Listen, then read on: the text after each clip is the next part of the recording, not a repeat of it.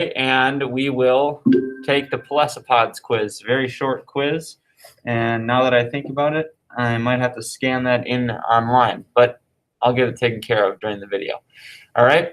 Then Tuesday, that's tomorrow, we're taking a look at freshwater mussel anatomy. More in depth, taking a look at the internal organs of a freshwater mussel. And also, Mr. Mondella will be in here for the, I believe, the second half of the hour and be doing a PBIS lesson. All right. Wednesday is still a virtual learning day. We will have we'll have a study session for you to study the anatomy of the freshwater mussel. And there's a quiz on Thursday. So we have a quiz today and a quiz Thursday. Thursday, as I just said, freshwater mussel anatomy quiz. You're going to have to know the body parts and functions of the body parts of a mussel.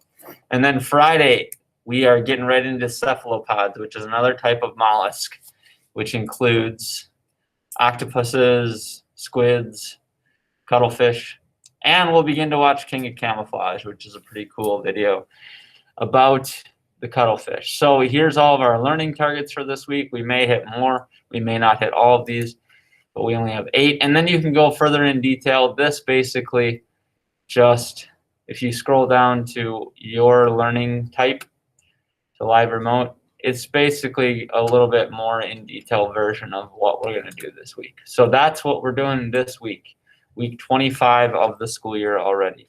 Okay, cool. You guys in the class with me? Yeah. Good. All right.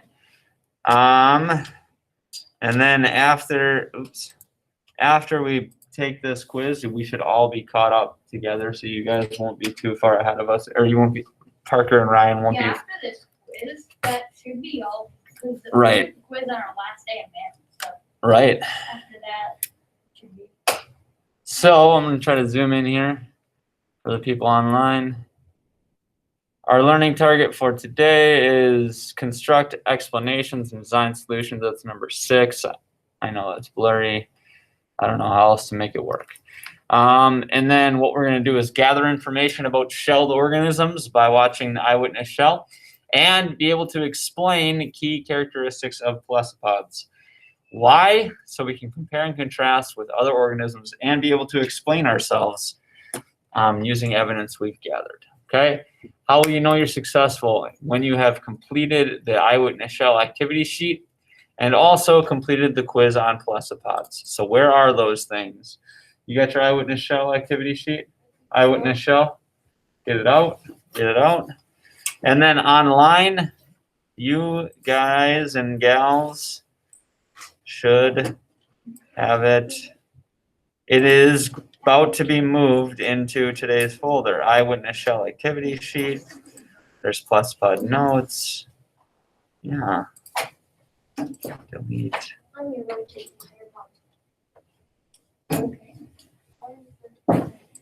And delete.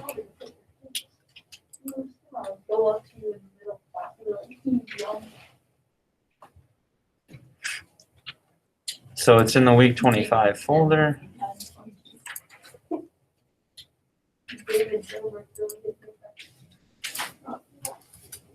Where you can find it. Yep, Eyewitness Shell. So it's in today's folder right here. Eyewitness Shell activity sheet. You got to complete it with Cami while watching the video. Some people, you could click it here, but we have it all up here. All right. Anybody online not with me? It's still loading. Oh, for Schoology? Mr. Dayton, I'm just warning you, there's an ad in 5 seconds. I see that. Pesky ads. Do you think it's going to be Grammarly? Could be. If it's Grammarly, I'm gonna eat a bag of Cheez-Its in 2 seconds. Cheez-Its are good. Pepper doesn't like them. I don't like Cheez-Its. That's all right. I like them. I like a white cheddar Cheez-Its. In safety. You gotta tell me where we left off. Input is what some Good grammar and spelling are important. But if you want to write essays that inspire, Some shells do. So, Zach, what question did we leave off on? Or people online, what question did we leave off on? I think it was number 12. Number 12. We don't have number 12 done. Okay, what method of escape does the scallop use to prevent being eaten by a sea star? Okay. Did we pass that part? We might have. Yeah. So let's go. good grammar Oh and my spelling gosh. are important. But if you want to write essays that inspire, A sticky coating provides the glue for any bits and pieces it can find. Small stones, glass, even other shells are piled on to fool the predatory eye. So that was that one is number 10. How does the Japanese carrier shell snail camouflage itself on the ocean floor? It has a sticky coating on its shell, and it piles sand, rocks, and other shells on it. So then we'll move on to the next one, which is the cockle shell. A heavy shell can be made to move surprisingly fast. The cockle can put on quite a turn of speed. While scallops seem to defy gravity with their energetic dance.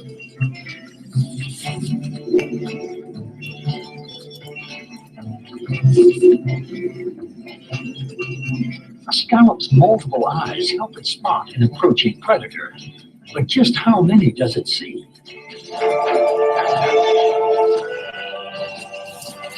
The mobility of the scallop was put to use by Venus, the Roman goddess of love and beauty. Born of the sea, she's often represented being carried on the waves in a scallop shell, like a divine surfer. In medieval Europe, pilgrims on their way to the shrine at Santiago de Compostela in Spain followed scallop shell signs, the symbol of St. James. One story tells of a horseman saved by St. James from the sea. When the rider reached dry land, both he and his horse were miraculously covered with scallop shells.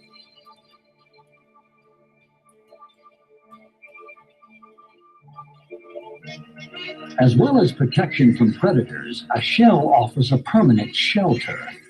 Few other animals can boast such all-weather protection. There are shelled homes to suit all habitats.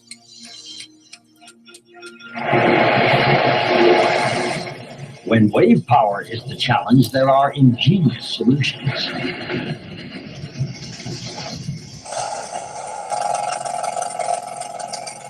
Pivots dig themselves into the rocks. So we're on number 13 now. How are these mollusks going to stay basically attached without being washed away by the heavy wave action? By pile driving with their shells This would be as A. much as 3 feet deep. Just digs itself in by pile driving. While the edible date mussel secretes a chemical so powerful it actually softens the rock. This one, they have a chemical. That would be B.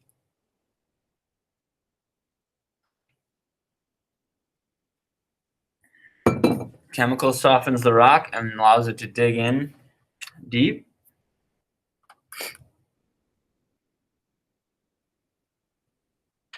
And Allowing the mollusk to dig deep and stay put in safety. Staying put is what some shells do best. They cling to rocks by sheer muscle power. Byssus thread, strong as steel cable. so this last one is Byssus threads. I have to make sure I'm spelling this correctly.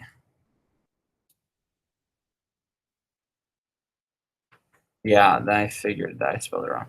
It's B-Y-S-S-U-S. Byssus threads. That they're very strong. Zebra mussels have these. Other mussels have them, and they allow them to attach to basically any surface that they want. You can see them here. B-Y-S-S-U-S, Byssus. That would be C. That helps them stay in place. Binds the muscles to their rocky home. The force of the waves erodes the rocks, yet fails to shift the muscles.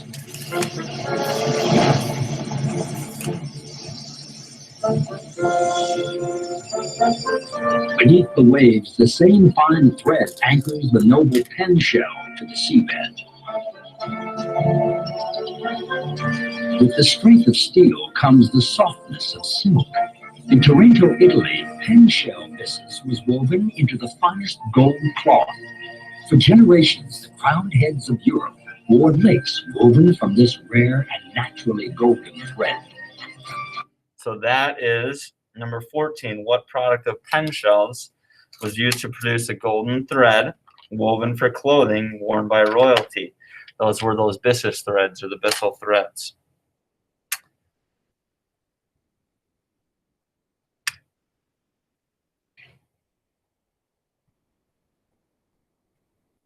Okay, we'll move on.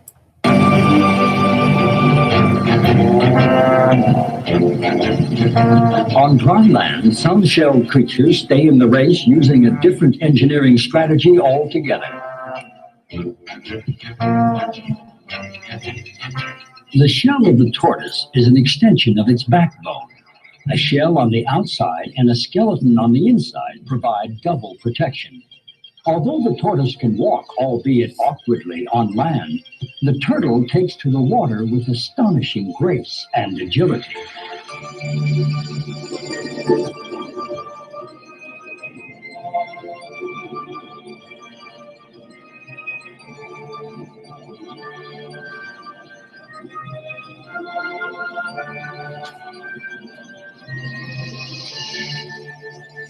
The scorpion, though it has no internal skeleton, has joints in its shell made of tough and flexible chitin.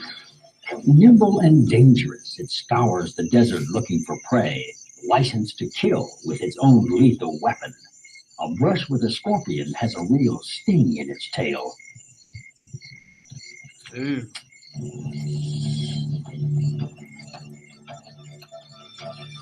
A woodlouse with its articulated armor plating can really move. When danger threatens, the links in its armor allow it to curl up into an impregnable ball. Though the family resemblance might not be obvious, it's a relative of the lobster and the crab. The lobster's articulated armor, its exoskeleton, works exactly like that of a medieval knight.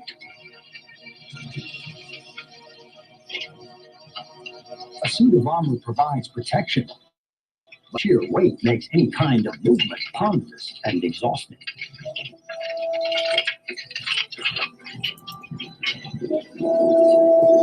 Supported by water, the lobster shell poses no such problems. Each year, spiny lobsters off the coast of Florida gather and migrate huge distances across the seabed, looking like knights of old bearing lances mounted on their chargers. The lobsters form huge corrals to intimidate their predators.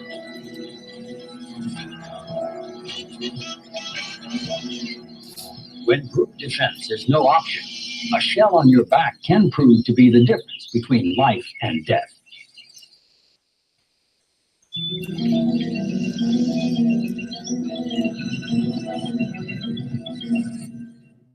There's one problem with homegrown suits of armor. The suit doesn't grow with the animal. From time to time, most crustacea, the family that includes lobsters, crabs, and woodlice, have to shed their shells and grow a new one. It's a dangerous time. Without a shell, these animals are defenseless.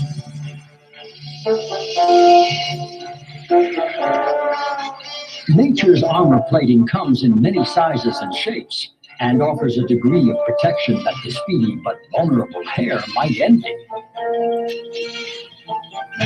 Yet there are shellfish which do without this protection altogether.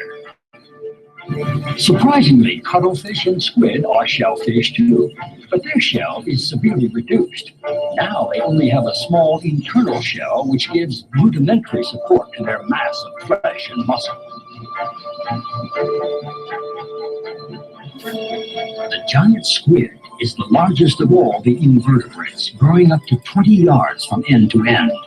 There are tales of such giants of the deep dragging whole ships to a watery grave. Humans have been linked to shellfish since the earliest times. The Romans were particularly fond of oysters.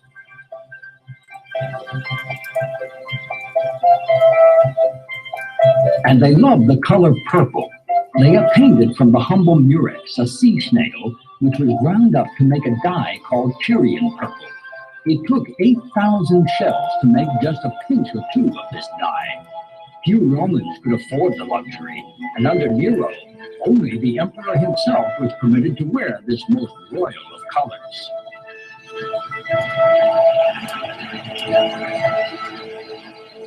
Cleopatra's lover Mark Antony tried to overwhelm his enemies with envy. For the Battle of Actium, he had the sails of his battleship dyed with Tyrian purple. So 15. They were crushed to produce what?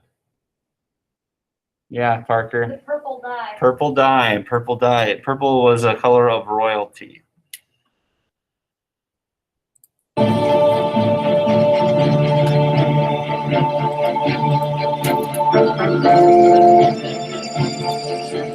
Above all, it's their natural iridescent beauty which has always drawn us to shells.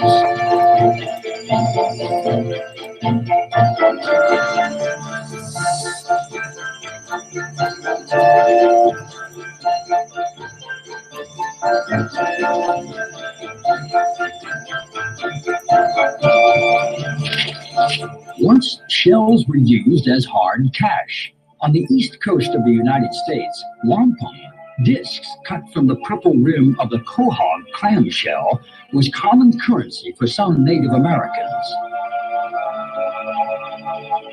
In New York of the 1700s, you could still pay your fare on the Brooklyn Ferry with wampum. But eventually the dollar became king, and wampum went back to being shellfish. 200 years ago, throughout Africa and the South Seas, the shell of the cowrie was legal tender. The going rate for a cow was 2,500 cowries. A goat could be bought for 500, and a chicken, a snip, at just 25. So we're on number 16, right? What are the two most common shells? They named the first one, and they just talked about the second one that was used as currency. Zach, did you hear one of those? Zach Vaughn? No? Okay, what about you, Zach Reed? No, didn't hear it. How about somebody online? What was the name of one of those shells? Raise your hand, please. Cooper. Was it a cowrie? One of them is a cowrie, yes. Cowrie is one of them. Then the wampum. Anybody? That was a quahog. So you have quahog and cowrie. Quahog is spelled Q-U-A-H-O-G. Q-U-A-H-O-G. And then the cowrie is C-O-W-R-I-E.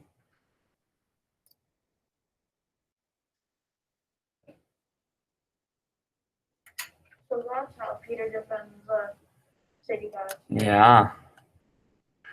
Yeah. Okay, we'll keep going. Aiden, did you have a hand raised? Yeah. Wait, how do you spell the cowrie? Cowrie, C-O-W-R-I-E, cowrie. Okay, thank you.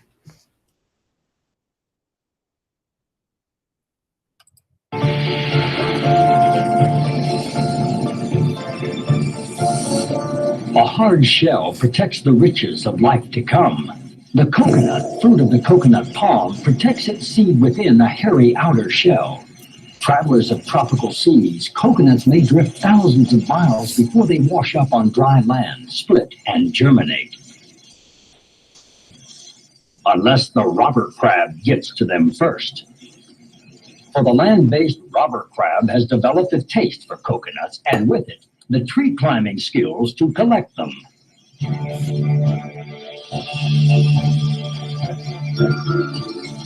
Humans appreciate the coconut too.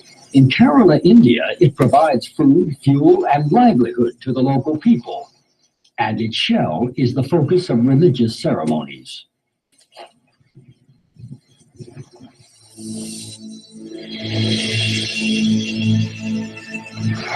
Coconuts may be great travelers, but barnacles can outdo them. Clinging to ships' hulls, they sail the 7 seas. A tinier mollusk gives ships much bigger problems. The voracious shipworm burrows deep inside the hulls of wooden ships. It builds a rock-like lining to each tunnel, drilling and protecting at the same time.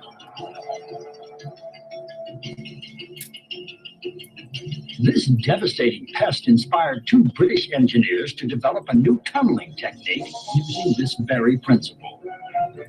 Mark Brunel and his son Isambard called their system the Great Shield and used it to build a tunnel under the River Thames in London, the first ever to be dug beneath a river.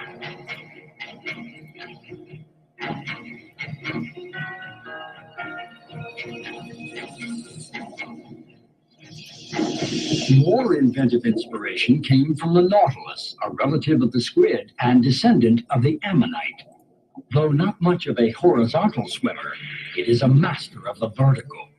Plummeting to great depths, it uses regulating chambers within its shell. Flood the chambers with water, and down it goes.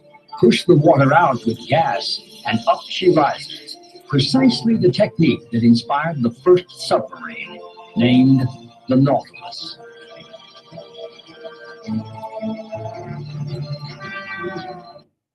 You can help your child improve their math skills wherever they are. Prodigy Game lets you level up learning anytime, anywhere.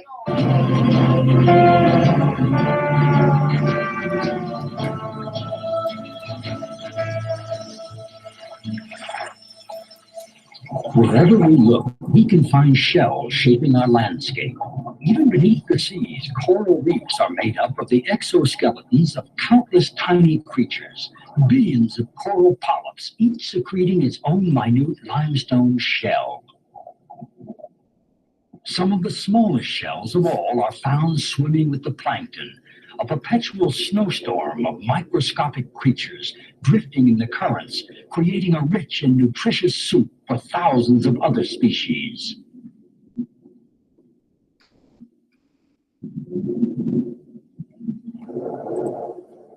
Whales and basking sharks, though big, eat small, consuming tons of these tiny shelled creatures each day.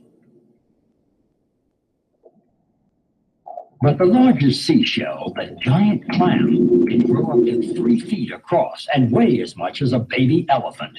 Legend has it that the vice-like shell can trap the unwary diver if he puts his foot in it.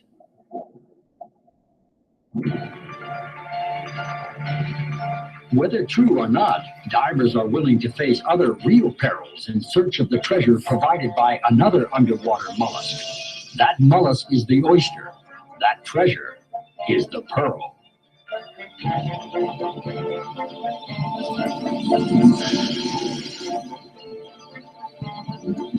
A treasure so valuable that pearl fishers will risk their lives for it. But while humans prize pearls for their beauty, the pearl starts out as no more than a source of irritation for the oyster. A foreign body, like a grain of sand, finds its way into the oyster's shell. To ease the itch, the shellfish coats it with layer upon layer of nacre, mother of pearl. If the original source of irritation is a tiny fish, that too can be coated in nacre, a fish-shaped pearl. Over 700 years ago, there was a Chinese fashion for putting tiny clay figures of Buddha into freshwater mussels. The little figurines were soon coated in glistening mother of pearl.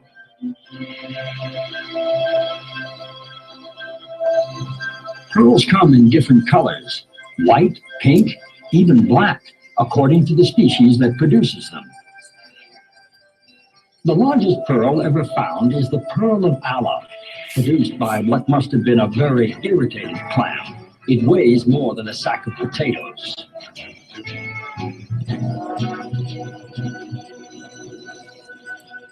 Other shellfish deal with invaders more directly, with sharp, poisonous spines. Sea urchins are good to eat, but only if you're careful.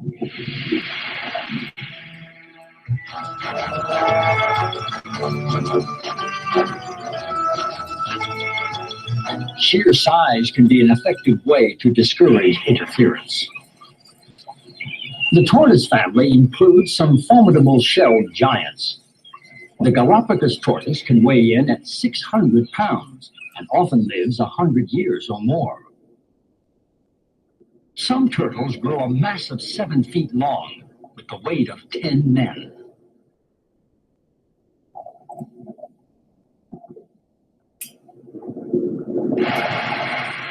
The leatherback spends most of its life in the sea, but it must return to the shore to breed. Clumsy and vulnerable on land, the young turtles face a dangerous journey on their way back to the sea.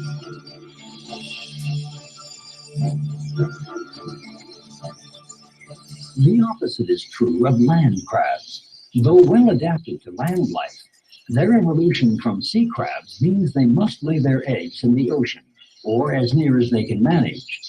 Every year on Christmas Island, millions of red land crabs hurry to the surf for an orgy of egg laying.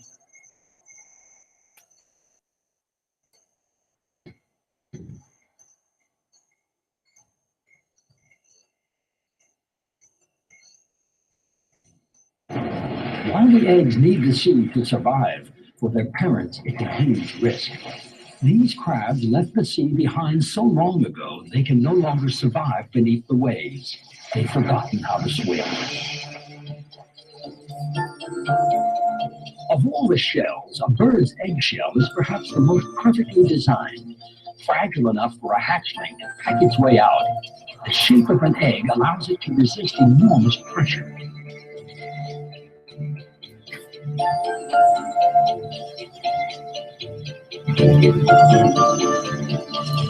Shells of all forms featured strongly in ancient mythology. The Egyptians believed the universe itself had formed from a cosmic egg. According to the Mayan religion, Quetzalcoatl, the feathered serpent god, emerged full-grown from a snail shell, and his palace in heaven was built entirely of shells.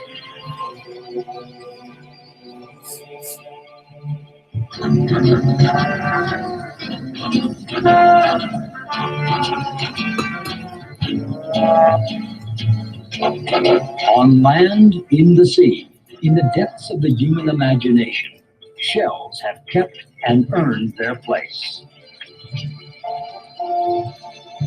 The tortoise, the oyster, the lobster and the scorpion, the seashell and the land snail, all started the race early and have survived unchanged. They're on to a winner, an evolutionary design that has stood the test of time.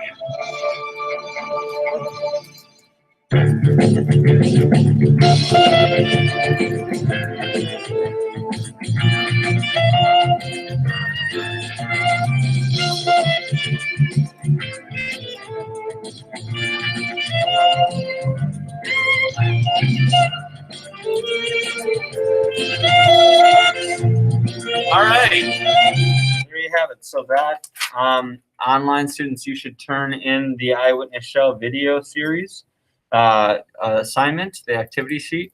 I'll grab that from you guys. Actually, you guys can put that right there on that desk with the green chair. Zach, put that right there. Okay. And then for the next couple minutes, we will study our Pelecypod notes and then take our Pelecypod quiz. So go ahead and put that out there on that green, unless you have some things to fill out. I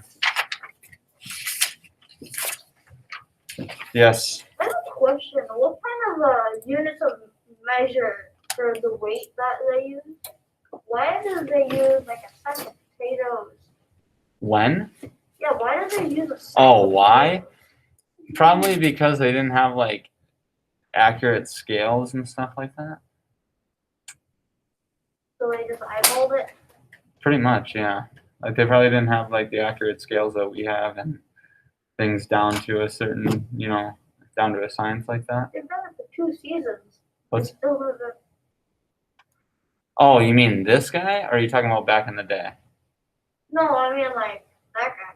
Because he's done it for 2 seasons. Oh yeah, I don't know. Maybe just to kind of give people an idea of what it might feel like. I don't know. It's a good question. It's like usually around like 2 to 3 pounds for potato bags, depending on how many you get. Yeah, so, I mean, yeah. I guess that's a really good question. That is a good question. So online students, you can go into today's folder. You will, I would go to Pelecypod notes right here. Take a look, and we'll do a quick review. You can. Oh, I don't like when it does this. Why does it do that? That's annoying. All right, yeah, but you can look at that for the next couple minutes. I'm gonna get these guys set on some things and go over a quick review. Parker and Ryan, I'm going to share an article with you that I'd like you to read and complete. Will it be on our Chromebooks? Yes. Okay.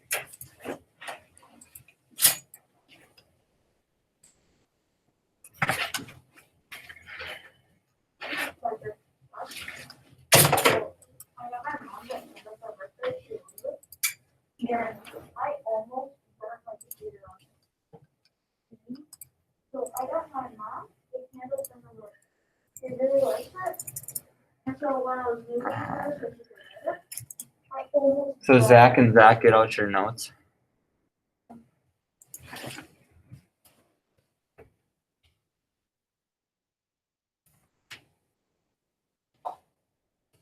All right, I emailed you guys something.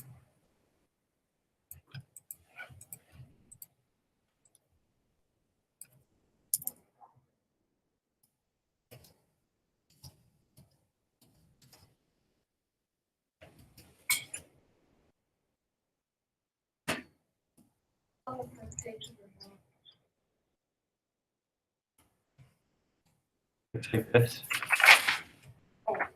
I don't know if I gave it to you. No.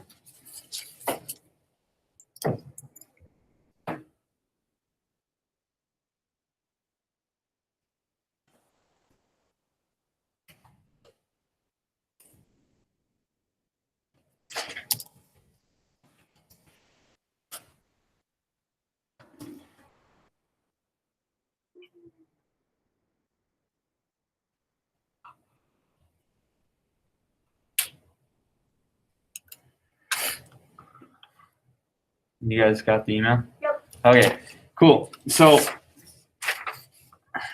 Pelecypod, what does it mean? Zach, read.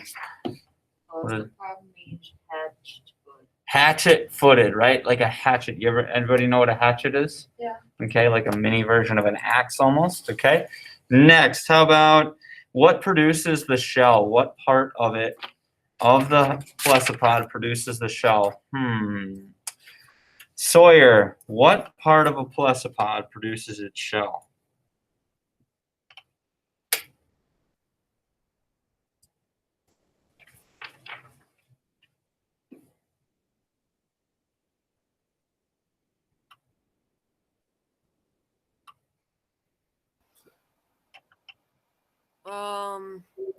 The bivalve. Bivalve means 2 shells. Anybody else? Maybe thank you for that. I can tell you're looking at your notes. Go ahead, Emily. The mantle. The mantle, yeah. So the mantle helps produce the shell. Okay. What helps hold the shell together? We went over this. This is on the notes. What helps hold the shell together? Think of what you have in your body, like in your knees, in your arms, in your joints. Acts as a hinge. Zach Vaughn, what helps hold it together? Yep, you might need to look. What helps hold the shells together for the bivalve?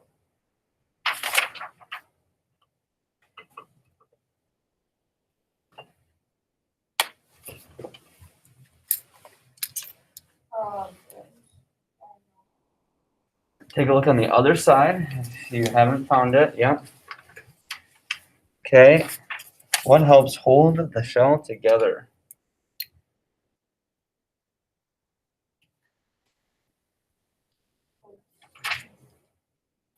Okay, we're gonna flip it over and you have it there.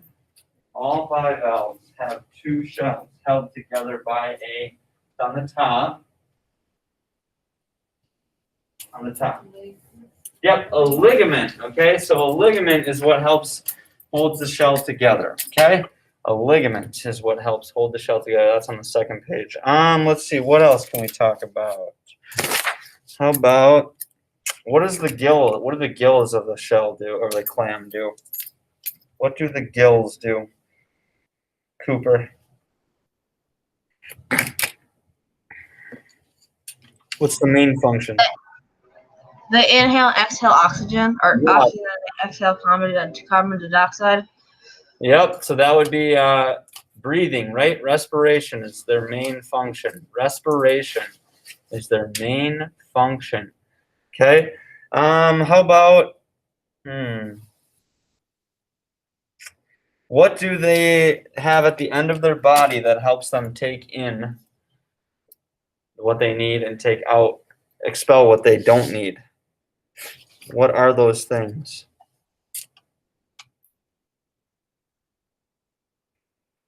Carissa.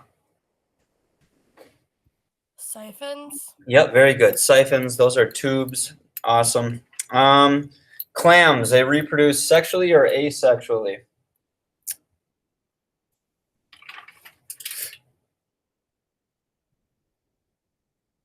Zach Reed, you got it, bud. Sexually, that means they need two parents. There you go. What does pod mean? What does pod mean, Riley? Pod is a Greek word. It means what? It's a Greek word that means foot. Yes, nailed it. Good. Pod means foot. Why are zebra mussels dangerous? Why are zebra mussels dangerous? Aiden.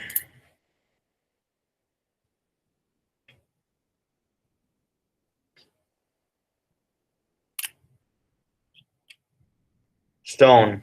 Aiden Stone. Why are zebra mussels dangerous, or why are they harmful to the environment, to freshwater mussels, to generally freshwater environments?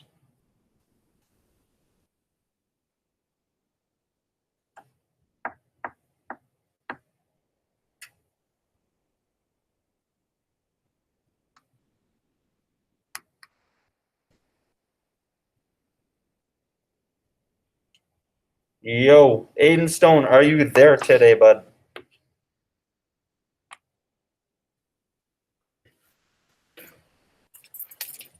Okay, we'll move on. How about Aiden Kletke? Why are zebra mussels dangerous or harmful to the environment?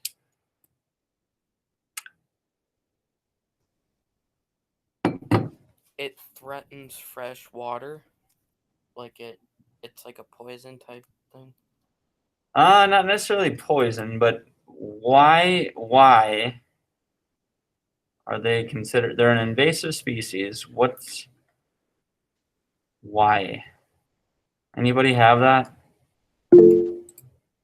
Let's see. Let's go with Ava. Because they reproduce quickly. Yeah, they reproduce really quickly. There's so many of them. They eat the food that other freshwater mussels would eat. So they're taking over their space. They're taking over their food. Okay, because there's so many of them, they die in large numbers. They can clog water pipes. They can sink boats and buoys with their weight. They stick to everything. Yeah, basically. They don't have a lot of natural predators, okay? Lots of bad things come with zebra mussels, okay? All right, so what I want you to do now is we're going to go through the quiz. So in today's folder, we're on Monday, February 22nd. Pelecypod Quiz is right here. Please complete the quiz using Cami. There is a word bank. You will not use all the words. I would recommend that you go through this with me. So open it with Cami, and I'll get you guys this. We're going to go through it together. Put your notes away now.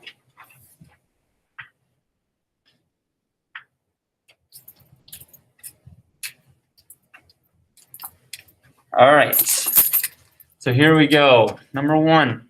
Everybody with me?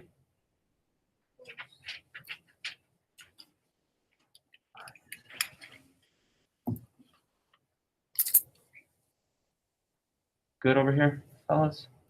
Yeah. Okay, good. Number 1. All right, sorry. First of all, let's talk about there's a word bank here. You will not use all the words. 2 answers are not on the list. I don't.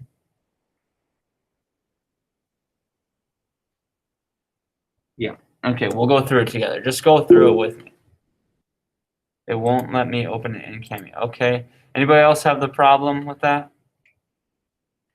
Not opening it in Cami?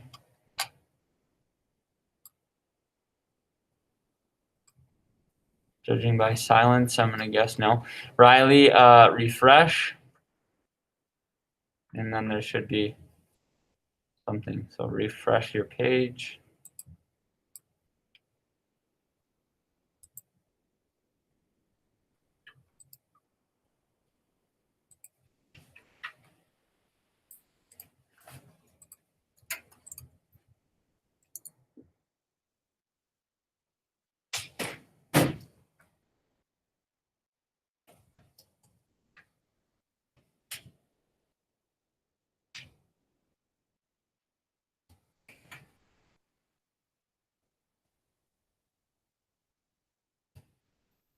Okay, it's working now. Okay.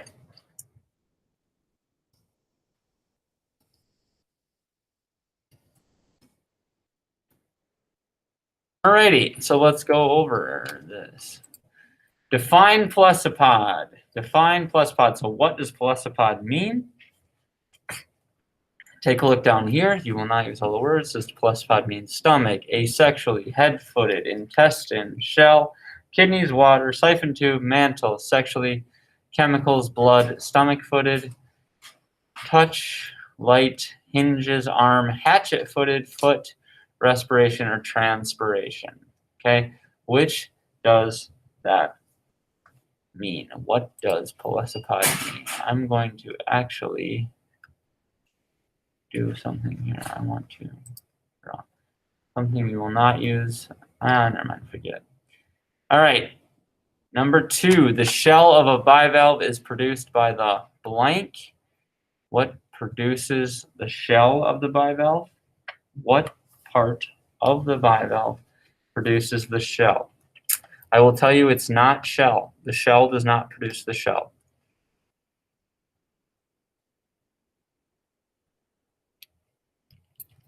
We talked about it in our mini review.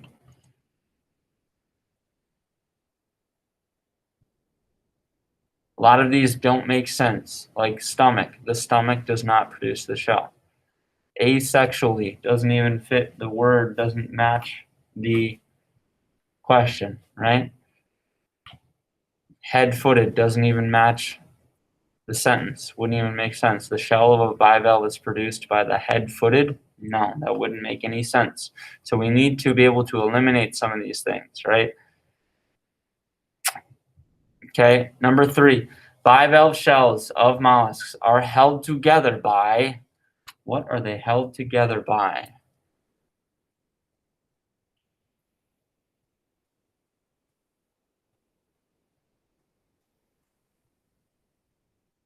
I don't like this question. I'm going to give it to you.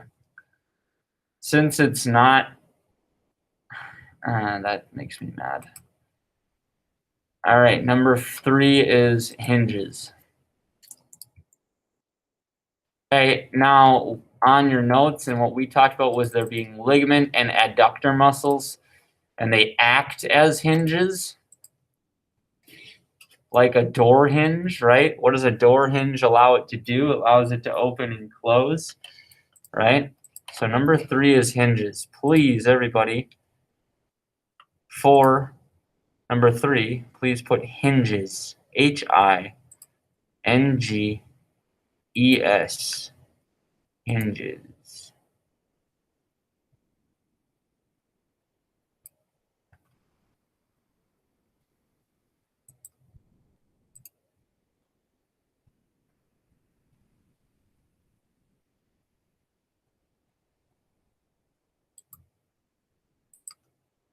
All right, the main function, number 4, the main function of a clam's gills are what? What did we talk about just recently? What does the clam use its gills for? Cooper mentioned they take in oxygen, exchange oxygen and carbon dioxide. What is that? What is that?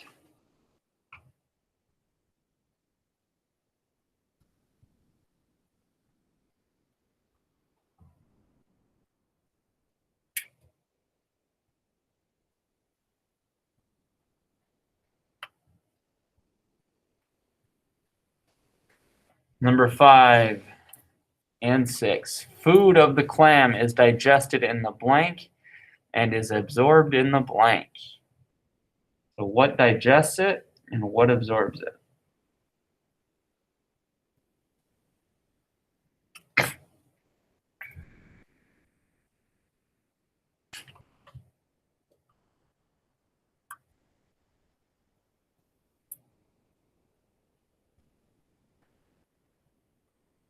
Number 7. The blank carries the absorbed food to all parts of the clam's body. What carries it?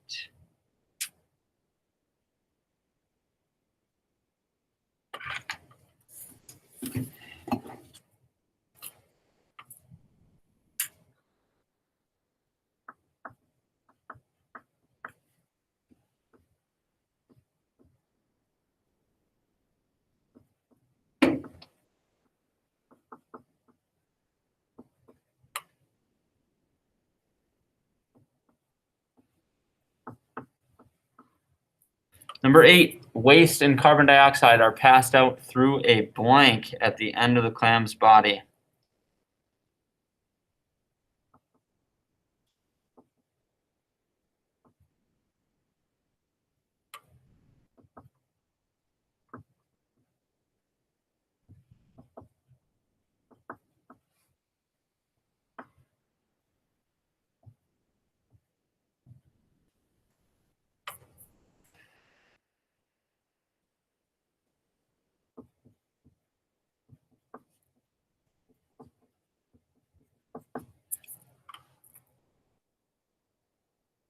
All right, number 9, nerve cells along the edge of the mantle enable the clam to sense blank.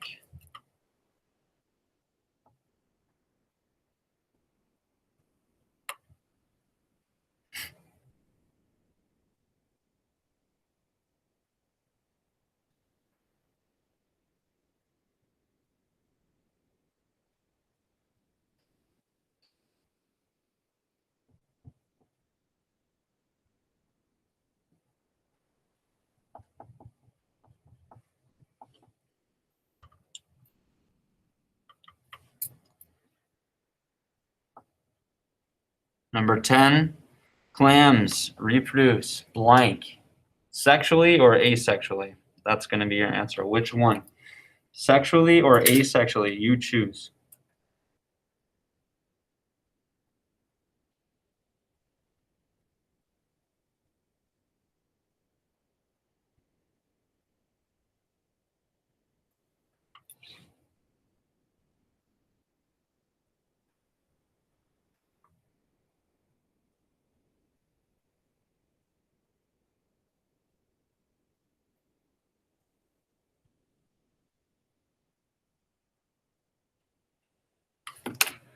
All right, number 11. This one is not in the word bank. The larvae, the glaucidia of freshwater mussels attach themselves to the blank when they are a parasite. So what do they attach themselves to? They are the babies of clams. They have to attach themselves to what in order to survive?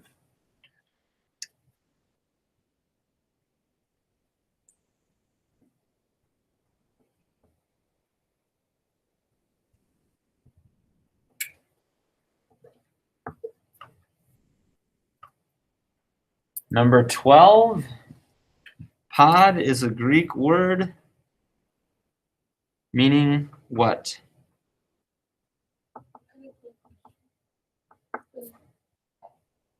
Yes. Was that the first one that had nothing on it, or was there one more? What was it done? That was the first one. Number 13, you also have to come up with on your own. 13, state one reason why zebra mussels have been called a dangerous threat to the supply of fresh water.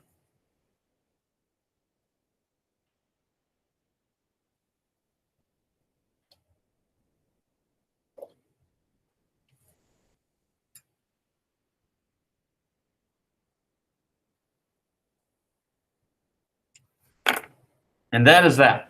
And it's about time for you to go. So if you are done, turn it in. If not, turn it in later. I am not super worried about it. Okay? Thank you. Everybody have a great day. Tomorrow we have PBIS.